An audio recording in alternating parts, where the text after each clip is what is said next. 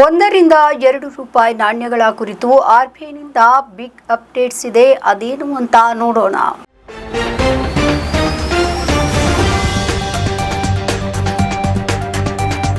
ಭಾರತೀಯ reserve bank ಅಂದರೆ RBI ಆಗಾಗ ಕರೆನ್ಸಿಯ ಬಗ್ಗೆ ಸಾರ್ವಜನಿಕರಲ್ಲಿ ಜಾಗೃತಿಯನ್ನ ಮೂಡಿಸಲು ಸುತ್ತೋಲೆಯನ್ನ ಹೊರಡಿಸುತ್ತೆ. ಕೆಲವೊಮ್ಮೆ ನಕಲಿ ಮತ್ತು ಅಸಲಿ ನೋಟುಗಳ ನಡುವೆ ವ್ಯತ್ಯಾಸವನ್ನ ಗುರುತಿಸಲು ಸೂಚನೆಗಳನ್ನ ಕೂಡ ನೀಡುತ್ತೆ.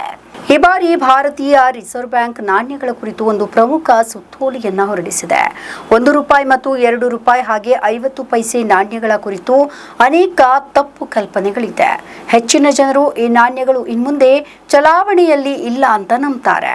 ಆದರೆ ನೀವು ಇದನ್ನ ಅನುಭವಿಸಿರಬಹುದು. ನೀವು ತರಕಾರಿ ಅಂಗಡಿ ಅಥವಾ ದಿನಸಿ ಅಂಗಡಿಗೆ ಹೋದಾಗಲೆಲ್ಲ ಅವರು ನಿಮ್ಮಿಂದ ಚಿಲ್ಲರೆ ಹಣವನ್ನ ಸ್ವೀಕರಿಸುವುದಿಲ್ಲ.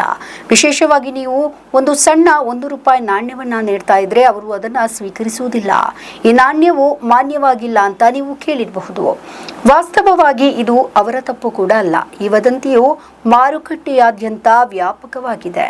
ಕೇಂದ್ರ ಬ್ಯಾಂಕ್ ಆರ್ಬಿಐ ನಾಣ್ಯಗಳ ಸುತ್ತಲಿನ ಎಲ್ಲಾ ಗೊಂದಲಗಳನ್ನು ಪರಿಹರಿಸುವ ಸುತ್ತೋಲೆಯನ್ನ ಹೊರಡಿಸಿದೆ. ನಾಣ್ಯಗಳ ಬಗ್ಗೆ ಯಾವುದೇ ದಾರಿ ತಪ್ಪಿಸುವಂತಹ ಮಾಹಿತಿ ಅಥವಾ ವದಂತಿಗಳನ್ನು ನಂಬದಂತೆ ಆರ್ಬಿಐ ಸಲಹೆಯನ್ನ ನೀಡಿದೆ. 50 ಪೈಸೆ, ₹1, ₹2, ₹5 ಹಾಗೆ ₹10 ಅಥವಾ ₹20 ಎಲ್ಲಾ ನಾಣ್ಯಗಳು ಕೂಡ ಕಾನೂನುಬದ್ಧ ಮತ್ತು ಚಲಾವಣೆಯಲ್ಲಿ ಇದೆ ಅಂತ ಆರ್ಬಿಐ ಹೇಳಿದೆ. ಹಾಗಾದ್ರೆ ಬಹಳಷ್ಟು ನಾಣ್ಯಗಳನ್ನ ಸಂಗ್ರಹಿಸಿದ್ರೆ ಏನು ಮಾಡಬೇಕು?